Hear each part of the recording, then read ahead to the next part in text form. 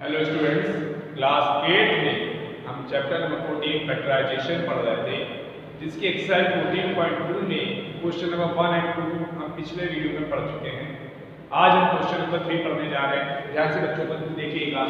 देखा factorise the expression, आपको कुछ एक्सप्रेशन दिए गए हैं, इनको फैक्टराइज करना है। तो सबसे पहला देखिए, लिखा हुआ है ax² + bx। हम लोगों ने इस टॉपिक्स में कॉमन फैक्टर पढ़ा हुआ है पर और आइडेंटिटी का यूज करते हुए पढ़ा हुआ था कंडीशन।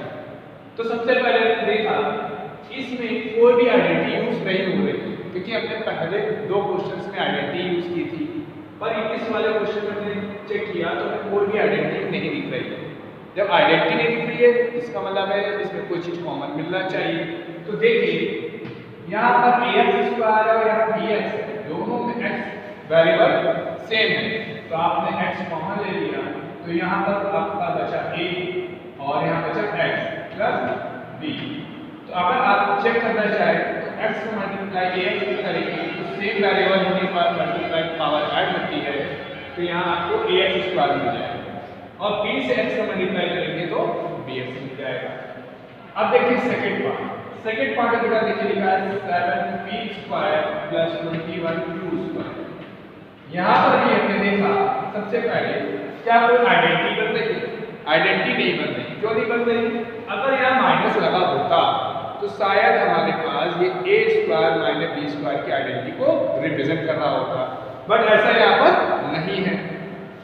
तो हमने यहाँ पर 7 कॉमन लिया। जैसे ही 7 कॉमन लिया तो हमें मिला p² + 3q²। अब यहाँ पर कोई भी आइडेंटिटी यूज नहीं हो रही, देन फैक्टराइजेशन यहीं पर कंप्लीट हो जाएगा। अब देखिए थर्ड पार्ट, ध्यान से देखिएगा। थर्ड पार्ट में आपने लिखा है 2x³ + 2xy² + 2xz²। आपने देखा सबसे पहले यहाँ पर 3 टर्म्स में एक्सप्रेशन डिवाइड है, तो आप सबसे पहले इसमें आइडेंटिटी यूज करने से पहले ये चेक करेंगे क्या कुछ कॉमन दिख रहा है। तो देखिए यहाँ 2 है, यहाँ भी 2 है और यहाँ भी 2 है, कुछ 2 आपने कॉमन ले लिया। इसके बाद देखा यहाँ भी x है, यहाँ भी x और यहाँ भी x है, x कॉमन ले लिया, तो आपके पास यहाँ से बचा x², यहाँ पर y² और यहाँ पर z²।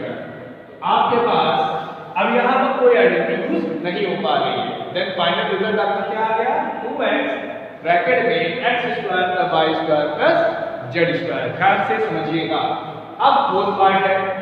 फोर्थ पार्ट में देखिए लिखा हुआ है am² + bm²। ध्यान से समझिएगा बेटा, +bm² + am²।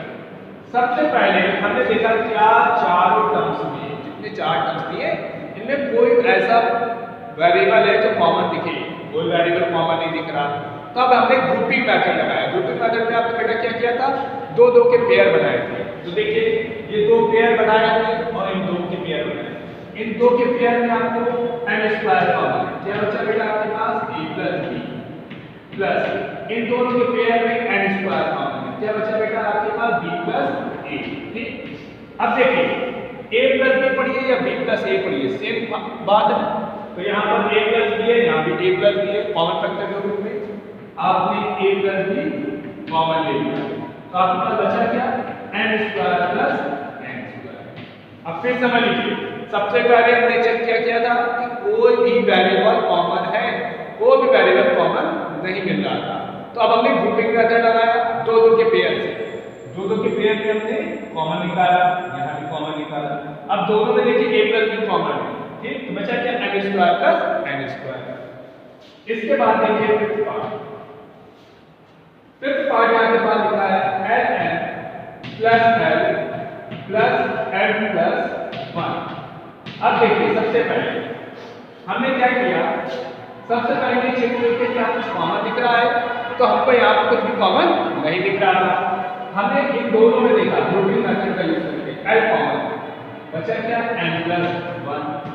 यहाँ कुछ भी कॉमन नहीं है, दोनों में ऊपर कॉमन m + 1। अब देखिए दोनों टर्म्स में अब ये दो टर्म्स से डिवाइड हो चुका है, दोनों टर्म्स में हमारे पास m+1 कॉमन है, तो आपने m+1 कॉमन ले लिया, बचा क्या बेटा आपके पास l+1। सबसे पहले आपको टर्म्स में ये देखना है जो एक्सप्रेशन दिया है उसमें ऐसा कौन सा वेरिएबल है जो कॉमन है। जो वेरिएबल कॉमन होगा उसी को सबसे पहले आप कॉमन लेंगे, अगर कॉमन नहीं मिल रहा है तो देन ग्रुपिंग मेथड यूज करेंगे। अब देखिए 6 नंबर में लिखा है y ब्रैकेट में y + z प्लस 9 ब्रैकेट में y + z, ठीक। तो अब देखिए यहाँ पर भी आप सबसे पहले आपको कॉमन क्या मिल रहा है y + z, तो आपने y + z कॉमन ले लिया। यहाँ पर आपके पास बचा क्या y + 9, ठीक। अब आते हैं क्वेश्चन नंबर 7 में देखिए क्या लिखा है 5y² - 20y - 8z + 2y। सबसे पहले हमने देखा क्या सब कुछ कॉमन है, कुछ भी कॉमन नहीं है, इसका मतलब है ग्रुपिंग मेथड का यूज करना है। आपने यहाँ पर 5y कॉमन ले लिया, क्या बचा आपके पास y - 4, यहाँ पर आपने माइनस का 2z कॉमन ले लिया, तो आपके पास बचेगा -4 + y, तो आप इसको ऐसे लिख देंगे 5y ब्रैकेट में y - 4 - 2z ब्रैकेट में y - 4। देन आपके पास क्या कॉमन है y - 4, बेटा आपके पास बचेगा क्या 5y - 2z। तो आपने 5y² - 20y - 8z + 2yz में जब देखा कि कुछ भी कॉमन नहीं था देन ग्रुपिंग मेथड का यूज किया है। कर लीजिए, तो लास्ट वाला क्वेश्चन भी आपको बता दें। अब बच्चों देखिए क्वेश्चन नंबर 8, क्वेश्चन नंबर 8 में लिखा है 10ab + 4a + 5b + 2, ठीक। सबसे पहले मैं देखा कुछ कॉमन दिख रहा है, आपने अभी भी चेक किया था कुछ भी कॉमन नहीं मिल रहा है। देन आपने दो के पेयर बनाए, यहाँ पर देखा आपने 2a कॉमन, तो बचा क्या आपके पास 5b + 2। यहाँ पर देखा कुछ भी कॉमन नहीं है देन 1, तो बचा क्या 5b + 2। अब देखिए दोनों में क्या कॉमन है 5b + 2, आपके पास बचा 2a + 1, ठीक। तो ध्यान से देखिएगा, सबसे पहले हमने कॉमन फैक्टर निकालने की कोशिश करी, हमें कोई भी कॉमन फंक्शन नहीं मिला था, इसके बाद हमने इस तरह का फैक्टराइज कर दिया। अब देखिए 9 नंबर में क्या लिखा हुआ है 6xy -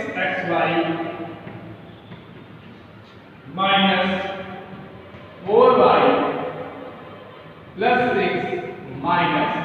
9, ठीक। तो सबसे पहले आपने क्या किया कॉमन देखा, कुछ कॉमन नहीं मिल रहा है, दोनों में 2 कॉमन है 5 कॉमन, क्या बचा 3x - 2। यहाँ पर हमने माइनस का 3 कॉमन ले लिया, तो आपको मिल जाएगा यहाँ पर -2 + 3x। तो इसको आप ऐसे लिख सकते हैं 2y ब्रैकेट में 3x - 2 -3 ब्रैकेट में 3x - 2, दोनों में आपको क्या कॉमन मिला है 3x - 2, तो आपके पास बचा क्या 2y - 3। ध्यान से देख लीजिए, कहीं कोई डाउट हो तो बताइए।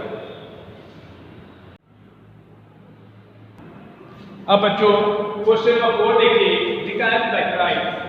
अब लिखा है a to the power 4 minus b to the power 4। तो पहला पार्ट हमने लिखा a to the power 4 minus b to the power 4, ठीक। तो सबसे पहले हमने देखा ये किसी भी आइडेंटिटी को रिप्रेजेंट नहीं करता। हाँ, हम इसको आइडेंटिटी के फॉर्म में बदल सकते हैं अगर इसको हम ऐसे लिखेंगे, कैसे a² to whole square minus b² to whole square. तो आपको एक आइडेंटिटी याद आ रही होगी a² - b² की, क्या थी a + b and a - b। तो इसको आपने लिखा a² + b² and a² - b², ठीक। यहाँ पर अगले ब्रैकेट में आइडेंटिटी दे रहे हैं, याद रखिएगा आप लोग x + y और x - y होता है x² - y², ठीक। अब देखिए फिर से a² - b² लिखा है, तो आप इसको कैसे लिखेंगे? a square plus b square में कोई भी आइडेंटिटी यूज नहीं होगी, ये ध्यान रखना। माइनस का सिंबल लगा होता तो यूज होगा। अब यहाँ पर इसको हम क्या लिख देंगे? a plus b and a minus b। ठीक, तो a to the power 4 minus b to the power 4 को जब हमने फैक्टराइज किया, देन फाइनल आंसर आपको मिला a square plus b square, दूसरे ब्रैकेट में a प्लस b फिर a माइनस b।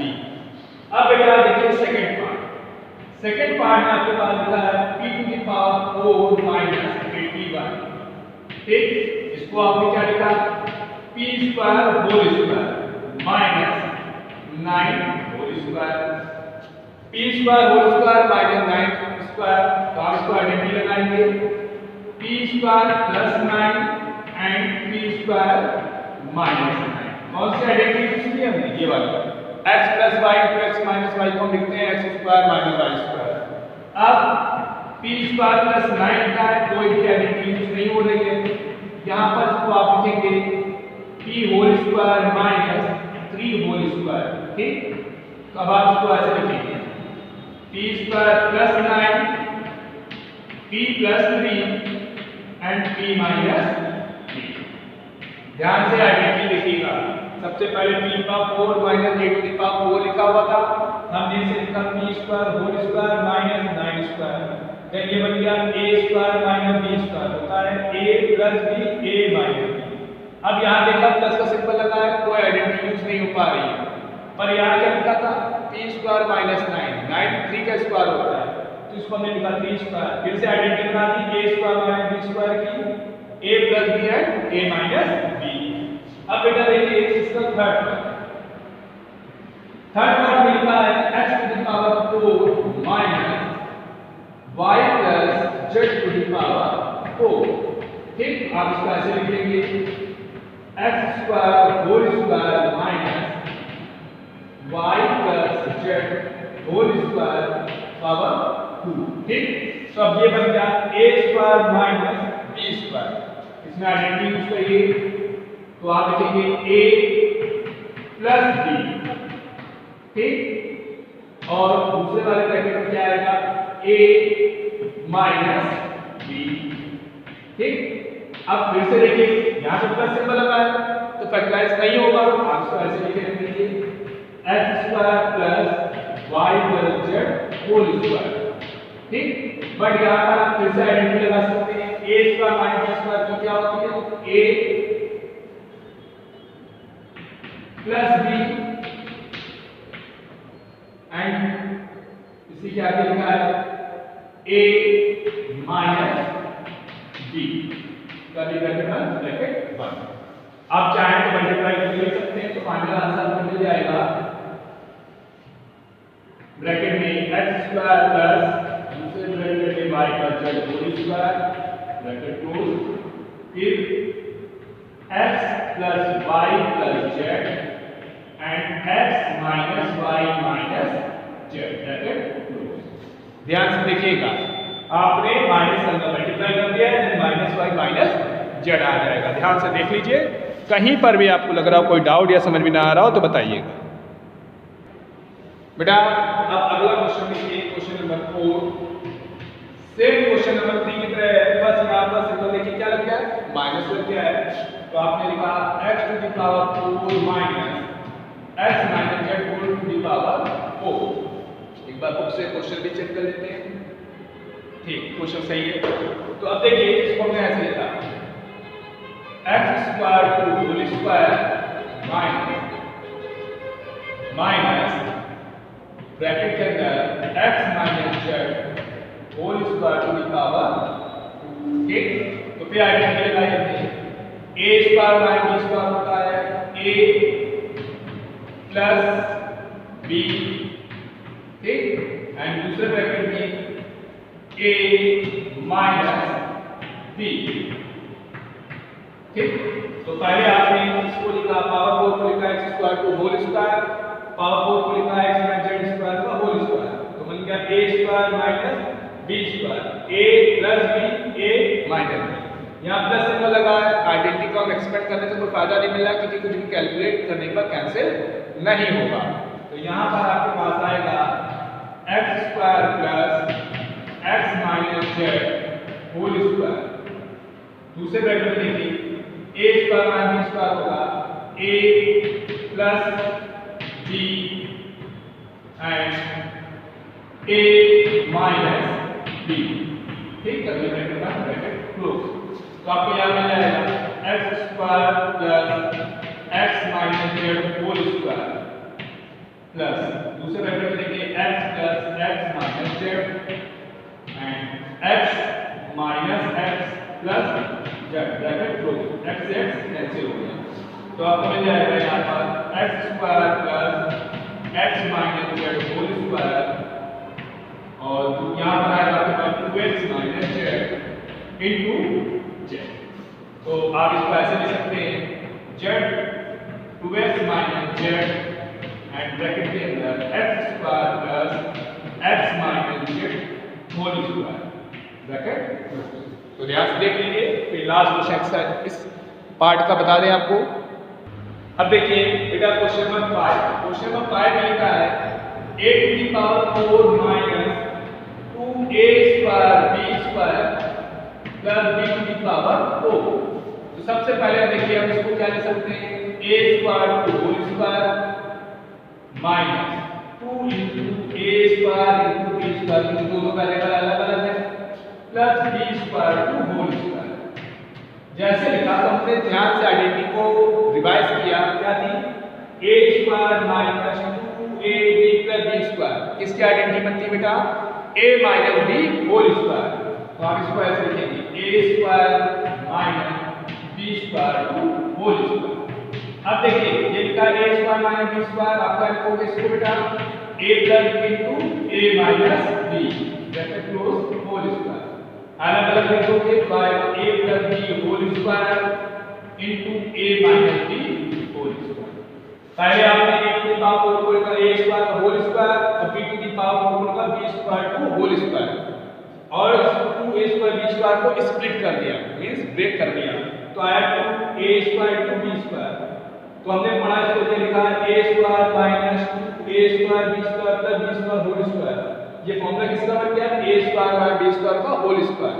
इसको आपने फैक्टराइज किया a plus b a minus b, पूरे का क्या लिखा था होल स्क्वायर, तो दो पार्ट में ब्रेक कर दिया। ठीक, क्वेश्चन नंबर 4 कर लीजिए, देन क्वेश्चन नंबर 5 पढ़ते हैं बच्चों। क्वेश्चन नंबर 5 है फैक्टराइज द फॉलोइंग एक्सप्रेशन। हमने क्वेश्चंस को रीड किया, जैसे क्वेश्चन को रीड किया तो सबसे पहले हमारे पास दिखता है पहली प्रॉपर्टी हमने पढ़ी थी कॉमन फैक्टर की, कोई कॉमन नहीं मिल रहा था। फिर हमने ग्रुपिंग मेथड देखा, ग्रुपिंग मेथड भी नहीं लग रहा है। फिर हमने आइडेंटिटी मेथड देखा, तो कोई आइडेंटिटी भी नहीं बन रही। तो लास्ट में जब कुछ भी नहीं हो रहा था तो हमने स्प्लिटिंग मेथड पढ़ा। स्प्लिटिंग मेथड में क्या होता है, फैक्टराइज करते हैं कैसे, ध्यान से देखिएगा।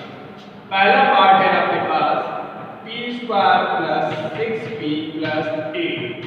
अब आपको करना क्या है, सबसे पहले लास्ट कांस्टेंट टर्म को जो यहाँ का वेरिएबल है जिसका स्क्वायर लिखा होगा उसके कोफिशिएंट से मल्टीप्लाई करना है। तो यहाँ सिंबल से हमने प्लस 8 का मल्टीप्लाई से कोफिशिएंट 1 से किया, तो हमें क्या मिल गया 8। अब आपको क्या करना है, सर्च करना है दो ऐसे नंबर जिनका प्रोडक्ट करने पर 8 आ जाए, और अगर हम उन दोनों नंबर को ऐड कर दें तो 6 आ जाए। इस सिंबल से कोई मतलब नहीं है, किस सिंबल से है, यहाँ से। तो यहाँ पर प्लस था और यहाँ भी प्लस था, मल्टीप्लाई करने पे क्या आ गया 8। तो हमें दो नंबर सर्च करने हैं जिनका मल्टीप्लाई करने पर 8 आ जाए और उनको ऐड कर दें तो 6 आ जाए। तो देखिए 8 कैसे कैसे आ सकता है, 1 into 8 आ सकता है, 2 4 जा 8 आ सकता है, 4 2 जा 8 आ सकता है, इसके अलावा 8 नहीं आ सकता। हमने देखा अगर 1 और 8 ऐड करेंगे तो 9 आएगा, 2 और 4 ऐड करेंगे 6 आएगा, या 4 और 2 ऐड करेंगे 6 आएगा। तो आप इसको ऐसे लिखेंगे p स्क्वायर प्लस ब्रैकेट में 4 plus 2 bracket close p into 8। ठीक, अब इसको आप ऐसे लिखेंगे p square plus 4p plus 2p plus 8। अब देखिए इन दोनों में क्या कॉमन बेटा p, बचा क्या p प्लस 4। इन दोनों में बेटा क्या कॉमन है 2, बचा क्या p प्लस 4।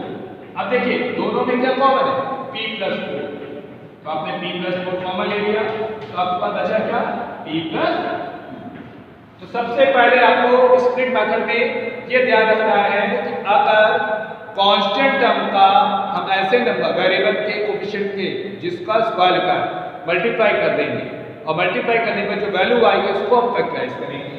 अब देखिए जैसे सेकंड पार्ट है आपके पास q² - 10q + 21। तो देखिए ये प्लस का 21 है, प्लस 21 का मल्टीप्लाई 1 में करेंगे तो आपको मालूम है 21 आएगा।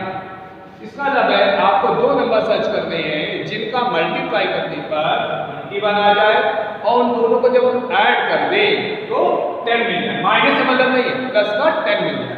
तो आपको मालूम है क्या आएगा, 1 × 21, 3 × 7 = 21, 7 × 3 = 21। इसके अलावा कोई भी आपके पास नंबर नहीं है। अगर 1 × 21 ऐड करेंगे तो 22 हो जाएगा, हमें तो चाहिए 10। इसका मतलब है या 3 + 7 लिखिए या 7 + 3 लिखिए। तो हमने इसको लिखा q² माइनस ब्रैकेट के अंदर 7 + 3 × q + 21। इसको आपने लिखा q² - 7q - 3q + 21। आपने q कॉमन ले लिया, q - 7 -3 कॉमन ले लिया, q - 7 दोनों में कॉमन क्या है, q - 7। तो बेटा आपके पास बचेगा क्या, q - 3। ठीक। अब देखिए लास्ट बार में लिखा है आपके पास p² + 6p - 16। ठीक, फिर वही काम -16 का मल्टीप्लाई +1 में करेंगे तो -16 का मल्टीप्लाई जब +1 में करेंगे देन आपको -16 मिलेगा। आपको दो नंबर सर्च करने हैं जिनको ऐड करने पर माइनस का 16 आ जाए। तो -16 से पहले 16 देखने कैसे आएगा, 1 × 16 आएगा, 2 × 8 = 16 आएगा, 4 × 4 = 16 आएगा और 8 × 16 आएगा, 16 × 1। ये हमारे पास तरीके हैं 16 लाने के। अब इनमें दो नंबर हमें सर्च करते हैं। अब हमको ये पता है -16 तभी आएगा जब एक पॉजिटिव नंबर होगा और एक नेगेटिव नंबर होगा। अब हमने क्या किया, देखा 1 और 16 ऐड कर दें। अगर 16 को माइनस ले लें प्लस 1 को ले लें तो -15 आ जाएगा, और अगर हम प्लस का 16 ले लें तो प्लस का 15 आ जाएगा। नहीं, 2 8 = 16 है। अगर -2 + 8 ले लें, -2 + 8 ले लें तो प्लस का 6 आ जाएगा, और अगर हम -8 + 2 ले लें तो माइनस का 6 आ जाएगा।